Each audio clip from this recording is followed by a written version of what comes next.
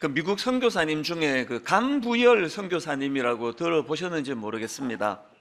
이 감부열 선교사님은 일제 강점기였던 1919년도에 한국 선교사로 부임을 하셔서 1960년도에 그 정년 은퇴할 때까지 거의 평생을 우리나라 선교를 위해서 헌신하신 분인데요. 이분이 쓴 책 중에서 한국의 길을 걷고 있는 예수, 이런 제목의 책이 있습니다.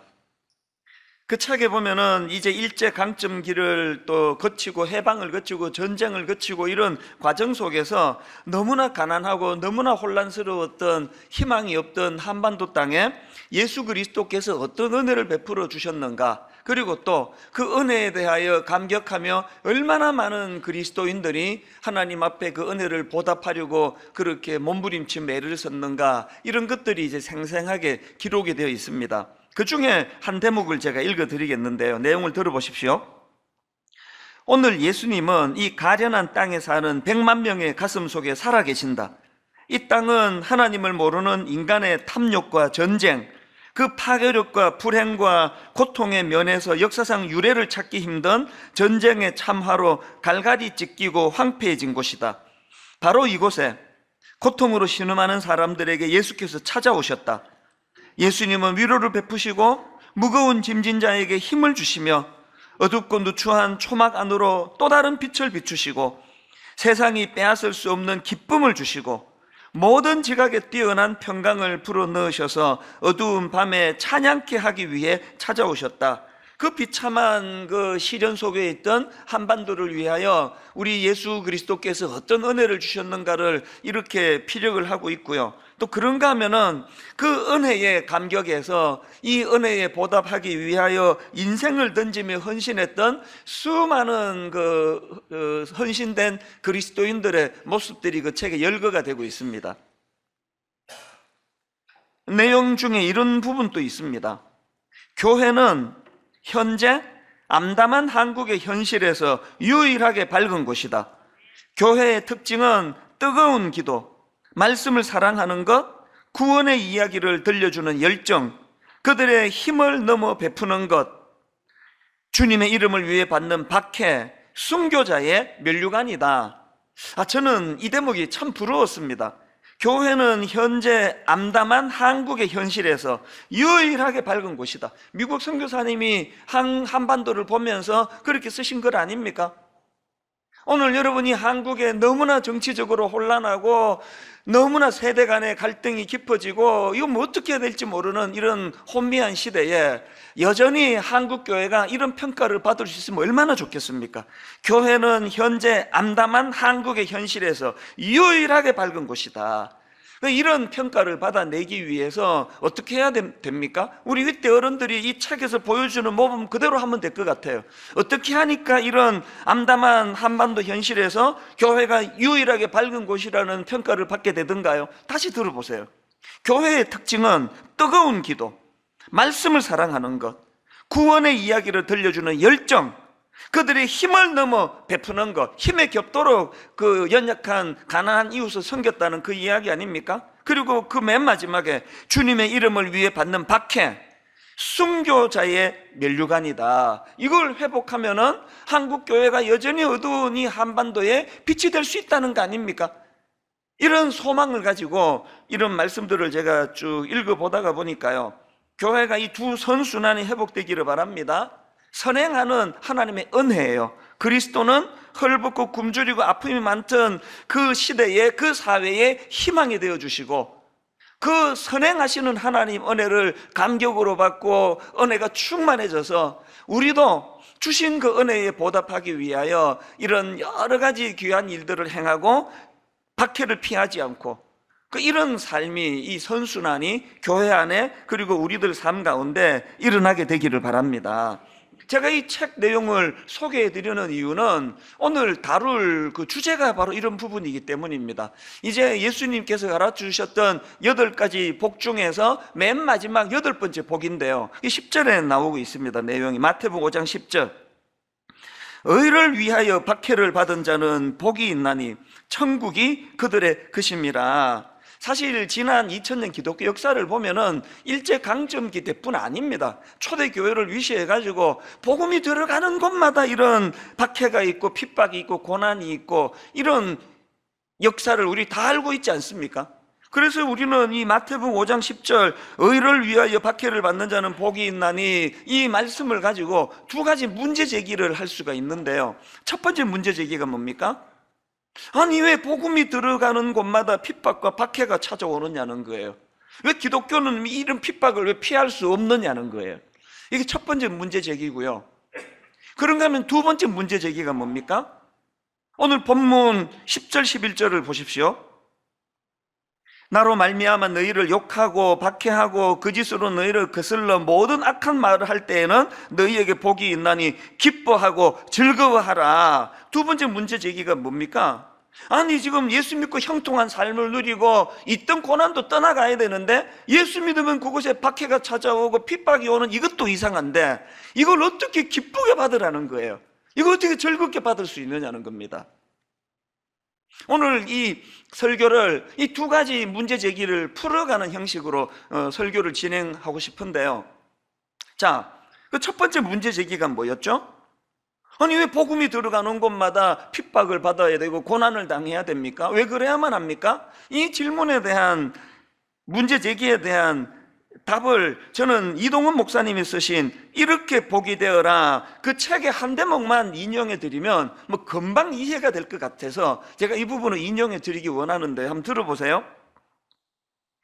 우리는 예수를 믿는 순간 그리스도께 연합됩니다. 이제 나는 그리스도께서 제시해 주신 가치관을 갖게 됩니다. 내가 예수께 속해 있기 때문에 그리고 나는 그분의 가치관을 따라 살기 때문에 이 땅에서 직면해야 하는 고통과 핍박이 있습니다. 이것은 거의 필연적이라고 할 수 있습니다. 왜냐하면 세속적 가치관과 그리스도께 속한 가치관은 충돌할 수밖에 없기 때문입니다. 왜 복음이 들어가는 곳마다 핍박이 있고 고난이 있을 수밖에 없느냐고요? 이 말씀 그대로예요. 이 세상에서 요구하고 이 세상에서 통용되는 세속적인 가치관하고 그리스도께 속한 가치관, 그리스도가 원하시는 가치관이 늘 충돌하기 때문에 충돌하고 부딪히면 거기에 핍박이 찾아오는 거 아닙니까? 특별 새벽 부흥회가 한창 진행이 되던 그 2주 전의 일입니다.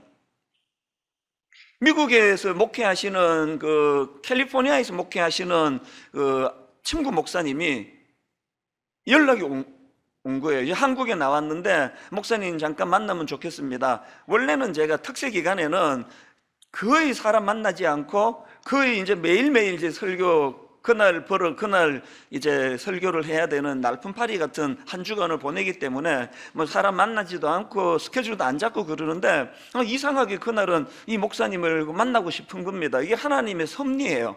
안 만났으면 큰일 날 뻔했습니다. 그래서 같이 식사를 하고 이제 커피를 마시는데 이 목사님이 뭐라 말씀하시는가 하니까 최근에 본인이 목회하는 성도님이 상담 전화가 왔다는 거예요.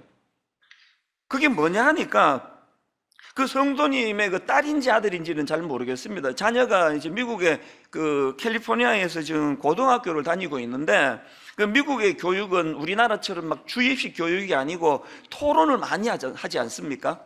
그래서 이제 어떤 주제를 주면은 그걸 가지고 찬반도로 나누어서 토론을 하는데 이 상담의 이제 고민이 뭐냐?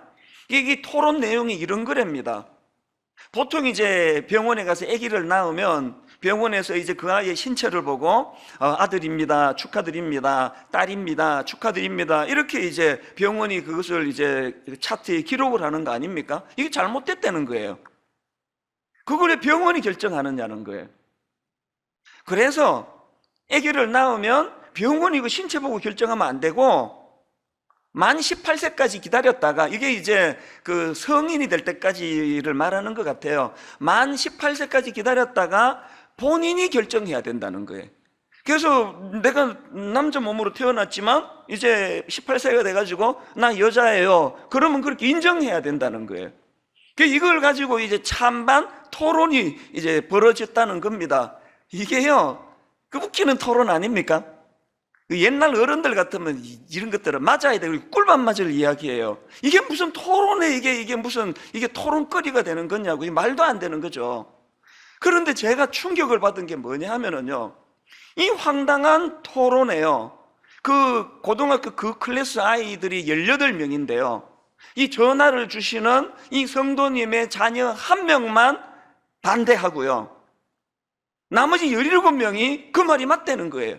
18살 돼가지고 본인이 성을 결정하게 해야 된다. 이게 17명이 그것을 찬성을 해서 너무 고민이 돼서, 목사님 이거 토론에 우리 아이가 뭐라고 반론을 벌여야 되는지 모르겠습니다. 그래서 상담 전화가 왔다는 겁니다. 그날 정말 충격이 되더라고요.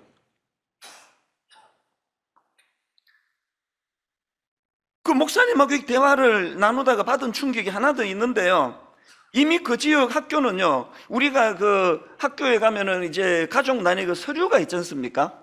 그러면 이제 우리로 치면은 부, 모, 이제 한자를 가지고 그렇게 엄마 아빠를 표현하잖아요. 그래서 미국에서 그 지역에서는요, mother, father, 이 없어진 지가 꽤 됐다는 거예요. mother, father 이렇게 나가질 않고 parent 1, parent 2 이렇게 기록하게 돼 있다는 겁니다. 왜? 둘 다 엄마일 수도 있고 둘 다 아빠일 수도 있고, 그래서 엄마, 아빠 이렇게 갖고는 이게 안 맞으니까, 그래서 이제 parent 1, 부모 1, parent 2, 부모 2. 이게 뭐 그냥 뭐 황당하고 말도 안 되는 것 같은데, 그 선진국 미국에서 너무나 진지하게, 너무나 자연스럽게 이런 게 통용이 된다는 이게, 저는 정말 그날 받은 충격이 굉장히 컸습니다. 저는 제 딸이 저보고 부모 1, 내 얘기 들어보세요. 부모 2 어디 갔습니까? 이 상상이 가지 않는 거 아닙니까? 그 목사님이 가시고 난 다음에 한참, 이 화요일 날 오후에 그 충격이요, 그래서 수요일 날 그 설교에 약간의 지장이 된 건 그것 때문이에요. 설교 준비에 집중이 잘 안 되더라고요. 첫 번째 문제 제기가 뭔지 아시겠습니까? 왜 복음이 들어가는 곳에, 예수 그리스도의 이름이 들어가는 곳에 핍박이 있느냐고요? 이런 가치관으로 변질되는 걸 막기 위해서는 충돌이 있을 수밖에 없다는 겁니다. 여러분, 나 모태신앙이에요. 나는 장로입니다. 나 권사예요. 그런데도 불구하고 난 세상 사는데 아무런 갈등이 없는데요, 이 세상 가치관이 난 너무 그게 좋은데요, 그러면요, 여러분의 믿음을 한번 점검해 보셔야 됩니다. 갈등이 생겨야 그 정상 아닙니까? 그런가 하면 이제 두 번째 문제 제기가 뭐였습니까? 이제 그럼 뭐 충돌이 일어나는 거, 그리고 핍박을 받을 수밖에 없는 건 이해가 되는데, 그걸 어떻게 기쁘게 받을 수 있느냐는 거예요. 12절에서 주님께서 무슨 말씀을 주십니까? 그 끔찍한 고난과 핍박을 받는데 기뻐하고 즐거워하라는 겁니다. 심지어는요, 누가복음 6장 22절에 보니까 이렇게 말씀하세요. 인자로 말미암아 사람들이 너희를 미워하며 멀리하고 욕을 하고 너희 이름을 악하다 하여 버릴 때에는 너희에게 복이 있도다. 그날에 기뻐하고 뛰놀라. 이해가 되세요? 그 핍박을 받으면서 막 기뻐서 춤을 추고 뛰어놀면 그 비정상 아닙니까? 예수님이 이걸 지금 요구하시는 거예요. 뭐 참아내는 게 아니고, 핍박이 오면 그거를 기뻐하고 즐거워하고 감사하면서 그걸 받아라, 이런 말씀을 하시는 거예요. 이 인간의 감정으로는, 희노애락을 가진 인간의 감정은 절대 할 수 없는 일 같은데, 놀랍게도 가만히 생각해 보니까요, 기독교 2000년 역사가 주님의 이 말씀을 구현해낸 거 아닙니까? 그래서 제가 오늘 이 8복 중에 마지막 8번째 복을 가지고, 우리 생각에는 그 고난당하는 거, 핍박당하는 거, 이게 절대로 이게 이 복 아닌 것 같은데, 이게 무슨 복이냐, 그리고 이게 행복의 이게 재료가 아닌 것 같은데, 예수님은 그렇게 말씀하시기 때문에, 그리고 더군다나 그러기 때문에 핍박이 오면 그것을 막 억지로 안 피하는 것만 해도 이거 뭐 대단한 건데, 그걸 그냥 억지로 받지 말고 막 기뻐하고 즐거워하면서 막 춤을 추면서 그거를 받아라. 이거를 어떻게 구현해낼 것인가? 그래서 제가 오늘 이 두 번째 문제 제기를 가지고요, 우리 삶의 핍박이 찾아올 때 그것이 우리를 힘들게 하고 막 불면증으로 몰고 가고 우울하게 만드는 것이 아니라 오히려 우리 삶에 찾아온 고난이 삶에 희열을 주고 기쁨을 주는 에너지로 만들기 위해서 뭘 해야 되느냐. 여러분, 이 핍박이 오히려 여러분과 저의 삶에 이 기쁨이 되게, 기쁨으로 승화시키기 위해서는 오늘 본문에서 제가 두 가지 비결을 제가 발견했는데 나누고 싶거든요. 핍박을 우리 삶의 기쁨으로 승화시키기 위해서는 첫째로요, 그 핍박이 예수님을 위한 길임을 확신하는 거예요. 10절에 의를 위하여 박해를 받은 자는 복이 있나니 천국이 그들의 것이며 이렇게 나와 있는데요, 여기 나와 있는 의를 위하여가 뭐냐 하는 거는 바로 그 다음 11절 보면 금방 답이 나옵니다. 의를 위하여 박해를 받은 자가 뭘 의미하느냐. 11절에 예수님이 이렇게 말씀하십니다. 나로 말미암아 너희를 욕하고 박해하고 거짓으로 너희를 거슬러 모든 악한 말을 할 때에는 너희에게 복이 있나니. 의를 위하여 박해를 당하는 게 예수님을 위하여 나로 말미암아 당하는 고난이라는 거예요. 또 여러분 잘 아시는 요한복음 15장 18절에 보면은 세상이 너희를 미워하면 너희보다 먼저 나를 미워한 줄을 알라. 너희가 세상에 속하였으면 세상이 자기의 것을 사랑할 것이나 너희는 세상에 속한 자가 아니요 도리어 내가 너희를 세상에서 택하였기 때문에 세상이 너희를 미워하느니라. 고난이 찾아올 때, 박해가 찾아올 때 이거를 즐거움으로, 기쁨으로, 내 삶의 에너지로 바꿀 수 있는 결정적인 대안이 뭐냐? 이게 내가 그토록 사랑하시는 주님을 위한 고난이구나. 그렇게 이것을 수용할 때 그것이 내게 에너지가 되고 힘이 된다는 말씀이에요. 그래서 빌립보서 1장 29절에도 보니까 그리스도를 위하여 너희에게 은혜를 주신 것은 다만 그를 믿을 뿐 아니라 또한 그를 위하여 고난도 받게 하려 하심이라. 그리스도를 위하여, 그 그리스도가 우리를 위하여 십자가로 우리를 구원해 주시고 말로 다 할 수 없는 은혜로 우리에게 베풀어 주셨는데, 갚을 길 없는 은혜를 받았는데, 이 핍박이, 이 고난이 그리스도를 위한 고난이라고 생각을 하면 거기에 놀라운 에너지가 나온다는 얘기예요. 제가 아까 앞에서 그 소개해 드렸던 미국인 그 선교사님, 간부열 선교사님이 쓴 책 소개를 했지 않습니까? 한국의 길을 걷고 있는 예수, 그 책에 보면은요, 이렇게 그 자기가 당하는 그 일제 강점기에 뭐 신사참배 반대 이런 것으로 뭐 상상을 초월하는 악랄한 그 고문을 당하고 괴롭힘을 당했는데, 아까 그 책에 보면은요, 그런 고난과 고문을 기쁨으로 감당하는 비결, 또 그런 모습을 생생하게 엿볼 수가 있습니다. 예를 들면은 그 책에 보면은요, 그 예수 믿는다는 이유 때문에 핍박을 엄청 당했던 그 서전도사님이라는 분이 계세요. 이게 추측컨대 여성 같아요. 이제 이 간부열 선교사님을 좀 도와드리고 또 이제 뭐 비서 역할도 하고 그랬던 분인 것 같은데요, 이 서전도사님이라는 여성으로 추정되는 이분이 역시나 또 엄청나게 이제 그 고문을 당하고 막 괴롭힘을 당하는 거예요. 그런 고난을 다 겪고 나서 이제 간부열 선교사님에게 편지를 써 보내는데, 그 책에서 그 편지 내용을 이제 인용을 저자가 해놓은 걸 제가 봤는데요, 그 서전도사님이라는 그 엄청난 그 핍박을 당한 이분의 그 내용을 한번 들어보십시오. 맨 먼저 이런 내용이 나옵니다. 신문관들이 물고문을 여러 번 했지만 저는 우리 주님이 십자가에서 당하신 더 큰 고난에 대해 생각했습니다. 그러면 괜찮아졌습니다. 고난을 받을 때 주님을 개입시키는 거예요. 또 이런 내용도 있습니다. 저는 그해 6월에 의주로 옮겨졌습니다. 거기서 40일 동안 매일 구타를 당했습니다. 구타를 당할 때마다 저는 우리 주님이 겪은 40일 금식에 대해 생각했습니다. 같은 원리 아닙니까? 또 이런 내용도 있습니다. 하루는 심하게 구타를 당한 후 매우 갈증이 났습니다. 물 한 모금 달라고 했지만 거절당했습니다. 나는 십자가 위에서 목이 말랐던 주님을 생각했습니다. 그리고 나의 죄 때문에 그분이 이런 식으로 고난당하셨다는 것을 깨닫게 되었습니다. 눈에서 눈물이 흘러 뺨을 적시고 입으로 흘러들어 내 목마름이 해갈되었습니다. 이 눈물 나는 이야기 아닙니까? 또 이런 내용도 있습니다. 날마다 그들은 나에게 신사참배만 하면 된다고 설득했습니다. 당신은 정말 바보 천치구만. 고개만 한번 숙이면 바로 고향의 가족 품으로 돌아갈 텐데. 이런 회유가 있을 때 즉시 마음속에 말씀 한 구절이 떠올랐습니다. 만일 내게 엎드려 경배하면 이 모든 것을 내게 주리라.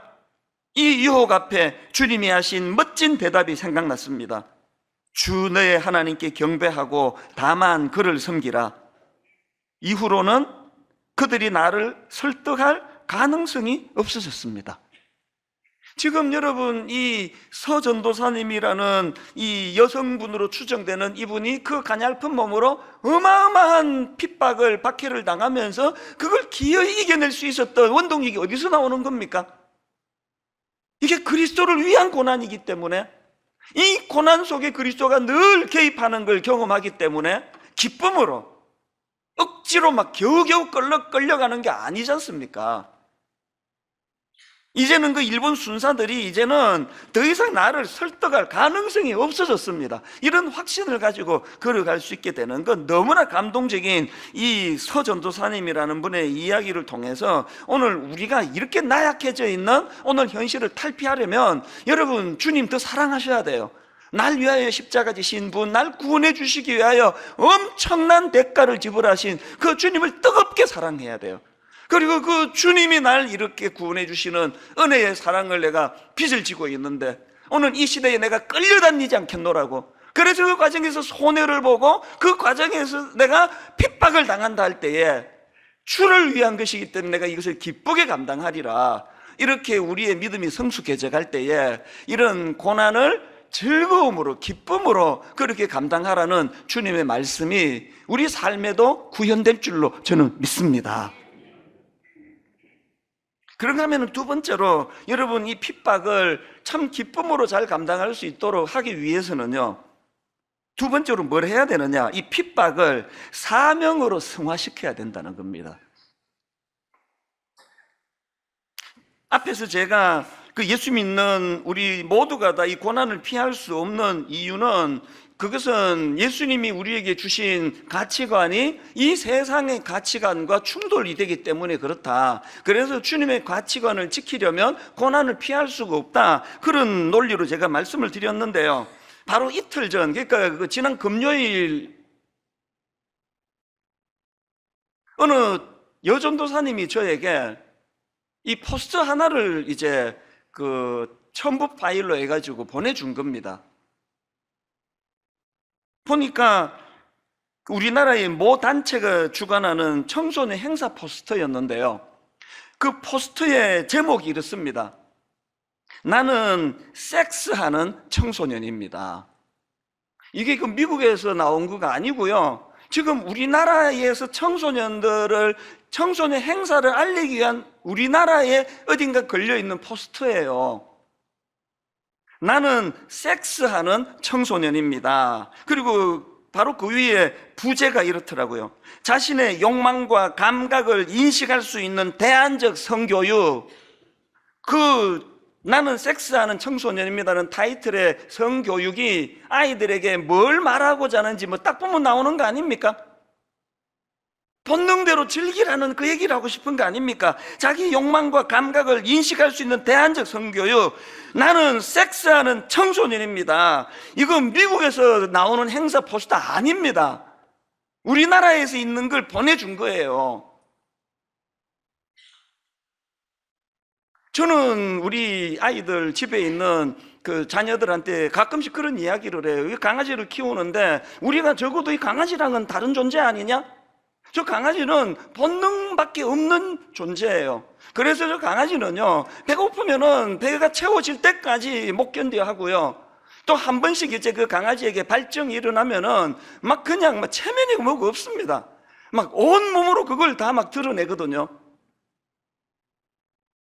내가 이 포스터를 보는데 우리 집 강아지가 생각이 나는 거 아닙니까? 세상 문화가 지금 뭘 부추기는 겁니까? 나는 섹스하는 청소년이라고. 자기 욕망과 감각을 인식할 수 있는 대안적인 성교육을 우리가 가르쳐 주겠다고. 왜 예수 잘 믿으면 세상과 충돌할 수밖에 없고 그 세상에 대하여 핍박을 받을 수밖에 없는지 이 이상 뭐 잘 설명하는 게 있겠습니까? 이 포스트를 제게 보내주신 그 여전도사님은 지금 미국에서 그 미국 주일학교 아이들을 상대로 그 성경적인 성교육 프로그램을 진행하고 있는 분이에요. 그래서 미국 교포교회에서 참 귀한 일을 하는 그런 여전도사님인데요. 이분이 이제 그 포스트를 보내주는 그 점으로 이런 글도 제게 보내왔습니다. 사실 저는 한국보다 캘리포니아의 다음 세대가 무너지는 것을 보면서 이 사역에 마음이 가게 되었습니다. 그런데 이번에 한국에 가보니 미국의 잘못된 성교육의 약 80% 정도 이미 따라잡은 것 같습니다. 지금 미국의 그런 아까 그 막 말도 되지도 않는 토론이 벌어지고 미국의 18명 중에 17명이 뭐 성결정은 그 병원이 해주는 거 아니다, 그건 내가 결정하는 거다, 이렇게 대세가 이루어진 그곳에서 고군분투하면서 성경적인 성교육을 아이들에게 가르치고 있는 이 전도사님이 한국에 와서 보니까 거의 80%까지 따라잡았다는 거예요. 한국 사회가. 그 제가 그 글을 보는데 무슨 두려움이 있는 겁니까? 제 아들, 딸까지는 괜찮은 것 같아요.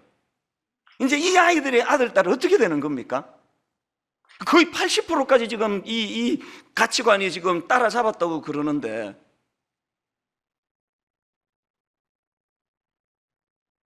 저는 그 전도사님 보내온 그 포스트하고 글을 읽으면서 한 장면이 또 올려졌는데요.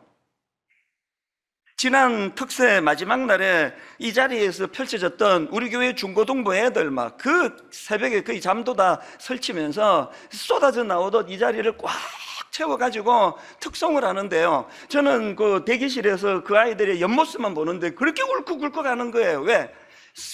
4일 전에 화요일 날 미국의 애들의 실태를 뭐 마더 파더도 없어지고 페어런트 1, 페어런트 2 이렇게 됐다는 그 가치관 이야기를 듣고 우리 애들을 보니까 만감이 교차하는 거예요. 이 아이들이 펄쩍펄쩍 뛰면서 주님을 찬양하고 노래를 부르고 하는데요.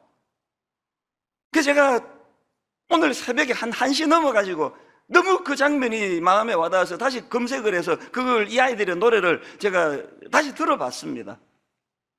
가사 중에 이런 노랫말이 있더라고요. 나는 야 예수쟁이, 사람들이 내게 손가락질해도 상관없어, 이것이 바로 내 정체성. 이 애들이 랩으로 불렀는데 내가 따라해보니까 저거 가사가 남아요. 제가 하니까 암만 연습을 해도. 나는 야 예수쟁이, 요거까지만 이게 운율이 맞고요. 이후에 계속 가사가 남아서 제가 그냥 할 수 없이 이거를 완벽하게 못 해드리는데, 그날 이 아이들이 여기 나와가지고 자기들의 언어로, 자기들의 문화로 나는 야 예수쟁이, 사람들이 내게 손가락질해도 상관없어, 이것이 바로 내 정체성, 이것이 바로 내 정체성, 이것이 바로 내 정체성. 내 뒤에서 이제 울컥울컥 하는 거예요. 저 아이들이 지금 소리 지르는 저 정체성을 우리가 어떻게 좀 지킬 수 있도록 도와줄 수 있을 것인가? 어떻게 이거를 내 아이들이 10년 뒤에도 20년 뒤에도 저렇게 소리칠 수 있도록 교회가 뭘 도와줘야 되는 것인가?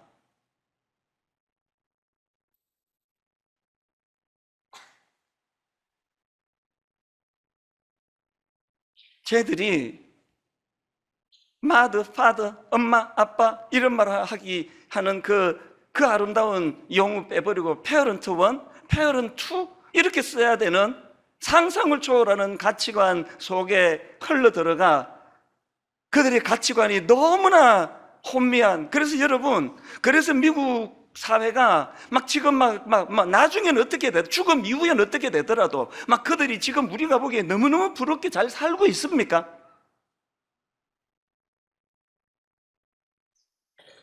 이혼, 엄마 셋, 아빠 넷, 혼미하기 짝이 없는 가정 자체가 유럽은 지금 붕괴되기 시작했다 그러지 않습니까? 이게 지금 우리 아이들에게로 흘러 들어가지 못하도록 막아야 되고, 막으려고 애쓰면 고난은 필연적이라는 거예요. 이 사명을 감당하기 위해서 우리가 기쁘게, 행복하게, 우리가 이런 일에 쓰임받을 수 있는 걸 감사하면서, 그래서 여러분, 고난을 주님 말씀처럼 즐겁게 춤을 추면서 감당할 수 있기 위해서는 우리에게 주신 이 고난을 사명화하자는 거예요. 사명으로 만들자는 겁니다. 이런 점에서 오늘 저는 여러분들한테 참 중요한 기도 제목 몇 가지를 드리려고 하는데요. 사실 하나님께서 2019년도 올해 들어와가지고 제 마음에 계속 마음에 어떤 그 부담을 주셨습니다. 그래서 우리 전체 교역자들에게도 이제 제 기도 제목을 내고 내가 꿈꾸는 게 있는데 이걸 놓고 기도해 달라 그러고요. 화요일 날 있는 우리 전체 평신도 지도자 순장님들에게 이 이야기를 나누고 기도 부탁을 드리고 했었습니다. 그게 뭐냐 하면 이 뭔가 지금 우리가 이제 방치하면 안 된다는 생각이 너무 컸기 때문에, 그래서 그 반동성애 운동하시는 분들 그 용어를 들어보니까 기동전이 있고 진지전이 있다 그러더라고요. 기동전은 당장에 지금 이 법안을 막아야 된다고 생각하는 어떤 사안이 있으면 막 체면불구하고 막 기동전이에요. 막 이걸 막 몸으로 막아내는 이런 일을 해야 된다는 거예요. 우리 교회 안에도 지금 기동전에 뛰어드신 성도님들이 꽤 많이 계세요. 그런가 하면은 진지전이 뭐냐? 교회가 할 일이라고 생각한 겁니다. 올해 들어와가지고. 진지전은 이렇게 기동전으로 온 몸으로 애를 쓰는 그런 분들에게 이론을 제공하고 성경적인 기준과 가치관을 제시해주고 이런 일들을 하나님이 저에게 자꾸 부담을 주시는 거예요. 그래서 내가 순종하겠노라고 하나님 앞에 올래 들어와서 약속을 드린 거거든요. 원래는 동성애 연구소를 만들어야 되겠다. 그래서 우리 순장님들에게 교역자들이 기도해 달라 그랬는데요. 제가 이후에 쭉 그 조사를 해보니까 반동성애 연구소 만들 필요가 없더라고요. 자료 다 있더라고요. 그 자료들 이미 다 있습니다. 그래서 어떻게 이 일을 수행해야 될까 고민을 하다가 하나님이 저에게 좋은 대안을 주셨습니다. 이제 분당 우리 교회가 성경적 성윤리 연구소를 만드는 게 제 꿈이에요. 여기에는 이 동성애 문제도 포함이 되어 있습니다. 그래서 성경적인 성윤리 연구소, 그래서 동성애가 왜 비성경적인 건지, 그리고 또 건강한 하나님이 허락하신 가정 안에서의 이 성의 윤리가 어떻게 회복이 돼야 그들이 행복할 건지, 이런 것들을 이제 만드는 거예요. 그래서 이제 전문 연구원도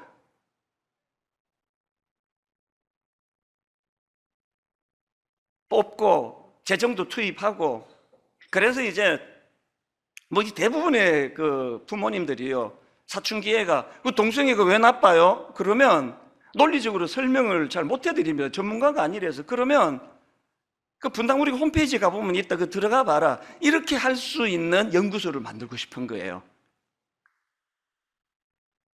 이거는 멀리 장기적인 목표, 이게 가볍게 만들어질 수 있는 거 아닙니다. 한 개교회가 이런 일을 하기에는 이게 어마어마한 작업 아닙니까? 그래서 이제 이거를 먼 걸음으로 한 걸음 한 걸음 이제 꿈을 이루어 나가기로 하고요. 여러분들한테 제가 이 꿈을 이룰 수 있게 해달라고 기도 부탁을 한과 동시에 두 번째 기도가 뭐냐? 그래서 당장 하고 싶은 게 제가 두 가지가 있는데요. 방금 말씀드렸듯이 우리 교회 안에 동성애 관련 홈페이지를 만드는 거예요. 우리 개혁주의 를 표방하는 교회 입장에서 동성애 어떤 부분이 문제가 되는지, 그리고 또 그것을 뛰어넘어 가지고 오늘 이 시대의 성적 타락이 얼마나 한 인간을 불행하게 만드는지, 이런 것들을 개혁주의 입장에서 친절하게 다루고요. 그리고 추후에 여기에 기독교 세계관, 어떤 가치를 갖고 있어야 내가 주님 안에서 혼란이 없는 인생이 될 것인가. 그래서 이제 뭐 누구를 막론하고 그 홈페이지 들어가 봐, 니들 그거 들어가 보면 이해될 거야, 이거를 지금 단기간 안에 만들어내는 게 지금 꿈이에요. 그런가 하면 두 번째 꿈은 우리 아이들 연령에 맞는 손에 책이 들려지도록 책 만드는 게 꿈입니다. 초등학교 애들은 그들 언어로 이게 이런 거였구나, 청소년 아이들은 그들의 언어로, 여기 우리 청년 대학부 젊은이들에게는 또 그들에게 맞는 눈높이로, 제가 이번에 미국에 가서 많은 그 목사님들을 만나고 이런 문제를 의논하고 했었는데요. 그때 그 미국에서 선포한 내시빌 선언이라고 하는 그 내용을 가지고 많이 그 대화를 나누었었습니다. 이 내시빌 선언이 뭐냐면은, 지금 미국이 이렇게 지금 성 가치관, 동성애 이런 것들이 너무나 혼란을 겪고 있는 상황 아닙니까? 이런 상황에 미국의 건강한 신학자, 목회자, 복음주의 신학자, 목회자 153명이 모여가지고 고민하면서 만든 14가지 선언문이에요. 이걸 지난 한 2석 달 동안 이거를 가지고 어떻게 한국교회에 이거를 소개하고 접목을 할까 고민을 했는데요. 드디어 오늘 저는 하나님께 너무 이 날이 감사해요. 팔복의 마지막 시간에 하나님이 이런 선언을 할 수 있게, 우리가 핍박을 받을 수 있다는 거, 이것이 도전이 되고 이것이 우리에게 사명이 될 수 있다는, 이게 가슴 벅차게 선언할 수 있는 게 너무너무 감사해요. 홈페이지에 오늘 아침에 이 내시빌 선언을 올려드렸습니다. 집에 가셔서 한 문항 한 문항을 꼼꼼히 살펴보세요. 이걸 올려드린 이유는 성경적인 기준을 세우자는 거예요. 성경적인 기준을 갖고 있자는 겁니다. 저는 꿈꿉니다. 내시빌 선언을 뛰어넘어 서울 선언이 선포되는 그날을 저는 꿈꾸고 있습니다. 기도해 주시기를 바랍니다. 여러분, 다시 말씀드립니다. 저는요, 제 딸이 저보고 페어런트 원 이렇게 부르는 거 원하지 않습니다. 저는 제 딸이 아니 왜 산부인과에서 그 애 신체 보고 아들, 딸 지 마음대로 결정해? 18세가 돼서 신체랑 상관없이 본인이 결정하도록 해야지, 이런 가치관을 갖는 거, 저는 내 인생을 걸고 맡기를 원합니다. 여러분 자녀들이 여러분 보고 페어런트 원 이렇게 부르기를 원하는 분 계세요? 그게 아니라면 우리 고난을 당해야 돼요. 모든 에너지를 모아가지고 너무나 혼란스러운 미국발, 유럽발, 너무나 이 타락된 가치관이 우리 아이들이 그렇게 기쁘게 찬양을 하면서 나는 예수쟁이, 누가 뭐라고 말을 해도 나는 거기에 흔들리지 않아, 이것이 나의 정체성이야, 계속 이렇게 소리칠 수 있도록 우리가 이걸 도와줘야 된다는 사실이에요.